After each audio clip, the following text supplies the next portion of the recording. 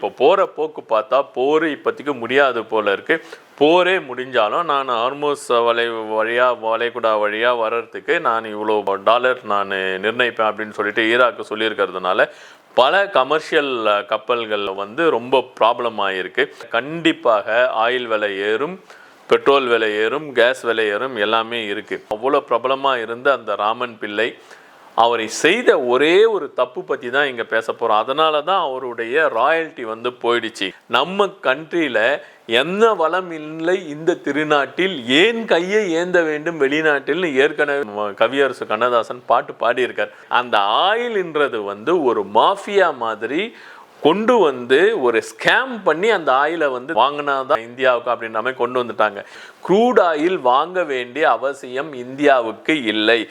அது ஆக்சுவலாக மூலிகை, பெட்ரோல் கிடையாது. அது பெட்ரோலே கிடையாதுங்க. அவர் கண்டுபிடிச்சது பெட்ரோல் கிடையாது. ஜனங்க மைண்டில் தான் இது இல்லை, பெட்ரோல் இல்லை, நீ என்னமோ கலக்கிற, மெழுகு போடுற, இது போடுற அப்படின்னு சொல்லிட்டு அவரை ஸ்டாப் பண்ணி விட்டுட்டாங்க. ஏங்க 15 வருஷம் ஆர்சி கொடுக்குறாங்க ஒரு வண்டிக்கு. அந்த 15 வருஷத்துக்கு நீங்கள் எவ்வளோ பெட்ரோல் போடுறீங்கன்றது பாருங்க. $1 இந்தியன் மதிப்பு டாலர்ல $90 கொடுத்து வாங்க வேண்டிய நிலைமை வரும். நீங்க எழுதி வைத்துக் கொள்ளுங்கள். நான் சொல்றேன், ஃபியூல் மட்டும்தான் மாஃபியா. ஃபியூலை வச்சு தான் உலகமே நடந்துட்டு இருக்கு. வணக்கம், நான் உங்கள் வழக்கறிஞர் நாராயணன். ஈரானுக்கும் அமெரிக்காவும் இஸ்ரேலுக்கும் நடந்துகிட்டு இருக்க இந்த போர் உலகம் அறிஞ்சது. அதை பற்றி நம்ம சொல்ல தேவையில்லை. அதனால் பல கிரைசிஸ் நடந்தது. இங்கே க்ரூட் ஆயில் விலை ஏற்றினாங்க. அதனால் இங்கே கேஸ் கிடைக்காம இன்னிய வரைக்கும் நம்ம கஷ்டப்பட்டுக்கிட்டு தான் இருக்கோம். இந்தியாவில் 2 கப்பலை அலோவ் பண்ணாங்க ஹார்மோஸ் வழியாக. ஆனால் அதுக்கப்புறமா கப்பலை அலோவ் பண்ணலை. இப்போ திடீர்னு என்ன பண்ணாங்க, ஈராக்குடைய கப்பலை அமெரிக்கா தாக்க ஆரம்பிச்சிட்டான். ஈராக் அதனால கோபம் அடைந்து இப்போ திரும்ப அமெரிக்காவை தாக்க போகிறோம் அப்படின்னு சொல்லிட்டு போரை தீவிரப்படுத்தியிருக்காங்க. ஸோ இப்போ போகிற போக்கு பார்த்தா போர் இப்போதைக்கு முடியாது போல இருக்குது. போரே முடிஞ்சாலும் நான் ஹார்மோஸ் வளைகுடா வழியாக வர்றதுக்கு நான் இவ்வளோ டாலர் நான் நிர்ணயிப்பேன் அப்படின்னு சொல்லிட்டு ஈராக்கு சொல்லியிருக்கிறதுனால பல கமர்ஷியல் கப்பல்கள் ரொம்ப ப்ராப்ளம் ஆகிருக்கு. பல கண்ட்ரீஸ், பல நாடுகள் எண்ணெய்கள், க்ரூட் ஆயிலை இம்போர்ட் பண்ணி கொண்டு வர முடியாத ஒரு சுச்சுவேஷனில் தான் இருக்காங்க. இந்த நிலையில் கண்டிப்பாக ஆயில் விலை ஏறும், பெட்ரோல் விலை ஏறும், கேஸ் விலை ஏறும், எல்லாமே இருக்குது. இந்த சுச்சுவேஷனை நம்ம எப்படி சமாளிக்கலாம் அப்படின்னு சொல்லிட்டு ஏற்கனவே ஒரு காணொளி போட்டிருக்கின்றோம். இதில் ஸ்பெசிஃபிக்காக ஒரே ஒரு பாயிண்ட்டை மட்டும் நான் கொண்டு பேசி ஜனங்களுக்கு ஒரு விழிப்புணர்வை ஏற்படுத்தணும் என்பதற்காக இந்த காணொலியை போடுகின்றேன். ராமன் பிள்ளை இந்த பேர் நமக்கு எல்லாருக்குமே தெரிஞ்சிருக்கும். மோஸ்ட்லி இந்த 2K கிட்டுக்கு இப்போ ரீசண்டாக தெரிஞ்சிருக்கலாம். அதர் பீப்புளுக்கு நல்லாவே தெரிஞ்சிருக்கும். அவர் 90s அவ்வளோ பிரபலமானவர். 90s இருந்து 2000 வரைக்கும் அவ்வளோ பிரபலமாக இருந்த அந்த ராமன் பிள்ளை அவரை செய்த ஒரே ஒரு தப்பு பற்றி தான் இங்கே பேச போகிறோம். அதனால தான் அவருடைய ராயல்ட்டி போயிடுச்சு அப்படின்றத பேசுறதுக்காக தான் இங்கே வந்திருக்கோம். ராமன் பிள்ளை கண்டுபிடித்த அந்த ஃபியூல் இன்னைய தேதிக்கு நல்லா கொண்டு டெவலப் பண்ணியிருந்தாங்கனாக்கா இந்தியா எப்போவோ முன்னேறி இருக்கோங்க. இந்தியாவில் இல்லாத வளமே கிடையாது. இல்லாத ஒரே ஒரு வளம் அந்த ஆயில் மட்டும்தான், crude oil. Crude oil Saudi Arabia, Iran, Iraq இந்த மாதிரி இருக்கின்ற ஈஸ்ட் ஏஷியா கண்ட்ரீஸில் தான் இம்போர்ட் பண்ணிகிட்ருக்கோம். அவங்களுக்கு அந்த க்ரூட் ஆயிலை தவிர வேறு எதுவுமே கிடையாது. இப்போ நீங்கள் யுஏஇலாம் பார்த்தீங்கன்னாக்கா விவசாயமே கிடையாது. அந்த க்ரூட் ஆயில் எடுத்து இங்கே அதர் கண்ட்ரிக்கு அவங்க எக்ஸ்போர்ட் பண்ணிவிட்டு விவசாய பொருட்கள் எல்லாமே இம்போர்ட் பண்ணி தான் அங்கே பண்ணுறாங்க. ஆனால் அந்த நிலைமை இந்தியாவுக்கு கிடையாது. நம்ம கண்ட்ரியில் என்ன வளம் இல்லை இந்த திருநாட்டில், ஏன் கையை ஏந்த வேண்டும் வெளிநாட்டில் ஏற்கனவே கவியரசு கண்ணதாசன் பாட்டு பாடியிருக்கார். எந்த வளமுமே இங்கே குறைவு இல்லைங்க. அந்த ஆயில்ன்றது ஒரு மாஃபியா மாதிரி கொண்டு ஒரு ஸ்கேம் பண்ணி அந்த ஆயிலை வாங்கினாதான் இந்தியாவுக்கு அப்படின்ற மாதிரி கொண்டு வந்துட்டாங்க. அது தேவையே இல்லை. க்ரூட் ஆயில் தேவையே இல்லை. நான் திரும்ப சொல்கிறேன், எங்கே வேணால் சொல்கிறதுக்கு நான் தயாராக இருக்கின்றேன். க்ரூட் ஆயில் வாங்க வேண்டிய அவசியம் இந்தியாவுக்கு இல்லை. ஏன்னா இந்தியாவில் ஃபுல்லாக ஹாட்டஸ்ட்டு தான். ஃபுல்லாகவே சோலார். சூரியன் இல்லாத நாட்களே கிடையாது. மழை காலத்தில் ஒரு வாரம் சூரியன் இல்லாமல் இருக்கலாம். ஆனால் இந்த 365 நாளில் 330 நாள் சூரியன் வருகின்ற இந்த நாட்டில் சூரிய எனர்ஜியை பயன்படுத்தினால் மட்டுமே நம்மளால் வாழ முடியும். சரி, அது ஒரு பக்கம் இருக்கட்டும், சூரிய எனர்ஜி. இப்போ நம்ம இந்த டாப்பிக்கு வருவோம். இந்த ஃபியூல், ராமன் பிள்ளை செய்த தவறு என்ன? 90லேருந்து அப்போ இருக்கின்ற ஆட்சியாளர்கள் கிட்டேயே அவர் பெட்ரோல் தயாரித்து வண்டியை ஓட்டி காமிச்சு சர்டிஃபிகேட்லாம் வாங்கி இதை பிரபலப்படுத்தணும் அப்படின்னு சொல்லியிருந்தார். ஆனால் இன்டர்நேஷ்னல் மாஃபியாஸால் அவருக்கு பல இன்னல்கள் கொடுக்கப்பட்டன. தான் அவரால் வளர முடியல. இது என்ன ப்ராப்ளம் அவர் பண்ணியிருக்காரு அப்படின்னு பார்த்தீங்கன்னாக்கா, அவர் கண்டுபிடிச்சார், ஃபியூல் கண்டுபிடிச்சார், மூலிகை பெட்ரோல்னு சொன்னார், எல்லாமே சொன்னார், வண்டியெல்லாம் ஓட்டி காமிச்சார். அவர் கொண்டு இருக்கின்ற பொழுது அதை இன்ட்ரடியூஸ் பண்ணார் பாருங்க, அதில் அவர் செய்த ஒரு பெரிய தவறு, மூலிகை பெட்ரோலுங்கிற வார்த்தையை அவர் யூஸ் பண்ணாருங்க. இது மூலிகை பெட்ரோல் கிடையாது, ஆல்டர்னேட்டிவ் ஃபியூல் அப்படிங்கிற ஒரு வார்த்தையை மட்டும் அவர் சொல்லி இட்டுட்டு வந்திருந்தார்னாக்கா இந்நேரத்துக்கு அவருக்கு ராயல்ட்டி கிடைச்சிருக்கும். நான் இது வரைக்கும் ராமன் பிள்ளையை நேரில் பார்த்ததில்லை, நான் அவர்கிட்ட பேசினதில்லை. ஆனால் இந்த அவர் கண்டுபிடிச்ச அனைத்து கண்டுபிடிப்பை பற்றிய கட்டுரைகள், பேட்டிகள் எல்லாத்தையுமே பார்த்து அனலைஸ் பண்ணிட்டு தான் நான் இந்த காணொலியே போடுகின்றேன். அது ஆக்சுவலாக மூலிகை பெட்ரோல் கிடையாது, அது பெட்ரோலே கிடையாதுங்க. அவர் கண்டுபிடிச்சது பெட்ரோல் கிடையாது, alternative fuel for A petrol engine. இந்த வார்த்தையை அவர் யூஸ் பண்ணியிருந்தாருன்னா கண்டிப்பாக அவருக்கு லாயல்ட்டி கிடைச்சிருக்கும். ஏன் அவர்கிட்ட அந்த மாதிரி யாரும் சொல்லலை, இல்லை ஏன் அவருக்கு தோணலை இப்படின்றது பிரச்சனை.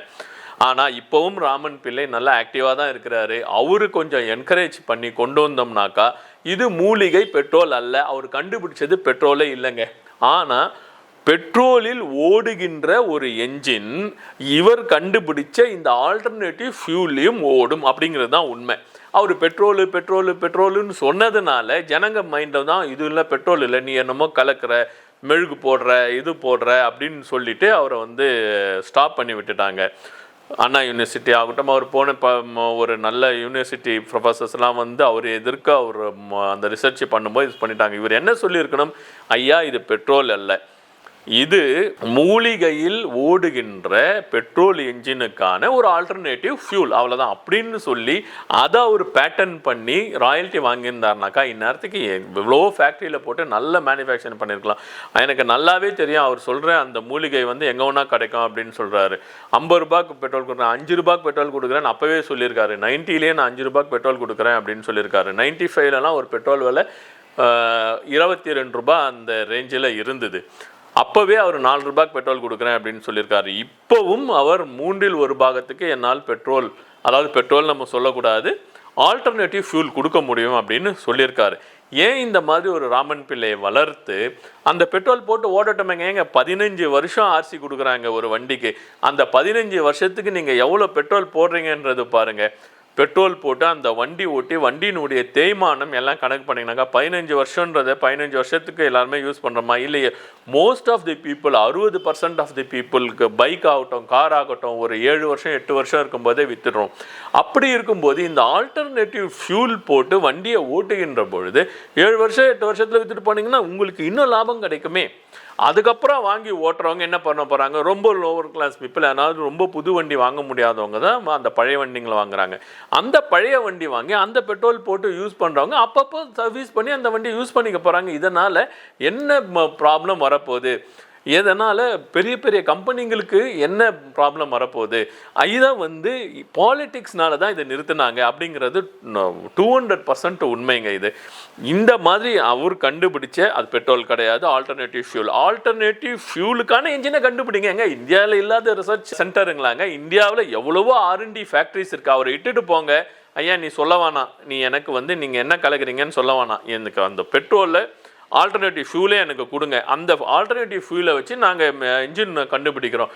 இப்போ ஃபார் யுவர் இன்ஃபர்மேஷனுங்க, டிவிஎஸ் ஆல்ரெடி எத்தனாலில் ஓடுற வண்டியை கண்டுபிடிச்சிட்டாங்க, இன்ட்ரோடியூஸ் பண்ண போகிறாங்க. டிவிஎஸ் மட்டும் இப்போ 100% எத்தனாலில் ஓடுற ஒரு வண்டியை இன்ட்ரோடியூஸ் பண்ணிட்டாங்கனாக்கா அவங்க தான் இன்னைக்கு வேர்ல்டு லீடராக இருக்க போகிறாங்க. இதை எழுதி வைத்துக் கொள்ளுங்கள். மெக்சிகோவில் ஆல்ரெடி எத்தனாலில் ஓடுகின்ற வண்டிகள் இருக்கின்றன. நாங்கள் மெக்சிகோவில் கண்கூடாக பார்த்தோம், அவ்வளவு ஸ்பீடாக போகுது எத்தனாலில் போகிற வண்டி, அவ்வளவு சாஃப்டாக இருக்க வண்டிங்க, பொல்யூஷன் கிடையாது. பெட்ரோலில் ஓடினா கூட உங்களுக்கு பொல்யூஷன் வரும், எத்தனாலில் ஓடும்போது அவ்வளோ பொல்யூஷன் கிடையாது. வண்டி அவ்வளோ சாஃப்டாக ஓடுது. அதே டெக்னாலஜி இப்போ டிவிஎஸ் பைக்குக்கு கொண்டு வர போகிறாங்க. பைக்கில் கொண்டு வந்துட்டாங்கனாக்கா ஒரு மாதத்தில் 2 மாதத்தில் காருக்கும் அதை எக்ஸ்பேண்ட் பண்ண முடியும். அப்படி இருக்கின்ற போது இந்த ராமன் பிள்ளை போன்ற மக்கள் கண்டுபிடிப்புகளை, அது பெட்ரோல் கிடையாது, நான் திரும்ப சொல்கிறேன், ஒரு ஆல்டர்னேட்டிவ் ஃபியூலை ஓடுற வண்டியை நீங்கள் கண்டுபிடிச்சிங்கனாக்கா இந்த க்ரூட் ஆயிலே நம்ம இம்போர்ட் பண்ண வேண்டிய அவசியம் இல்லைங்க. அதர் கண்ட்ரீஸை நம்ம டிபெண்ட் பண்ணி இருக்க வேண்டிய அவசியம் இல்லாத போது டாலருக்கு நிகராக இன்னைக்கு ஒரு டாலர் வந்து இன்னைக்கு 92 ரூபாய் 93 ரூபாயில் இருக்கின்றது. இந்த ஆல்டர்னேட்டிவ் ஃபியூல் நம்ம கண்டுபிடிச்சி நம்மளே நம்ம கண்ட்ரியினுடைய எக்கனாமி இன்க்ரீஸ் பண்ணிட்டோம்னாக்கா, நான் சொல்கிறேன், நீங்கள் எழுதி கொள்ளுங்கள், ₹1 இந்தியன் மதிப்பு டாலரில் $90 கொடுத்து வாங்க வேண்டிய நிலைமை வரும். நீங்கள் எழுதி வைத்து கொள்ளுங்கள். நான் சொல்கிறேன், ஃபியூல் மட்டும்தான் மாஃபியா. ஃபியூலை வச்சு தான் உலகமே நடந்துட்டு இருக்கு. அந்த ஃபியூலே நமக்கு தேவையில்லை. மற்ற கண்ட்ரிலெலாம் ஃபியூல் மட்டும்தான் இருக்குது, வேறு ஆதாரமே கிடையாது. ஆனால் நம்ம கண்ட்ரியில் எல்லா வளமும் இருக்குது, அந்த ஃபியூல் மட்டும்தான் கிடையாது. அந்த ஃபியூலை மட்டும் நம்ம ஆல்டர்னேட்டிவ் கண்டுபிடித்து விட்டோம் என்றால் நம்மளுடைய ₹1 US டாலர் 80லிருந்து 90 ரூபாய் கொடுத்து வாங்குற மாதிரி இருக்கும். 80லிருந்து $90 கொடுத்து வாங்குற மாதிரி இருக்கும்.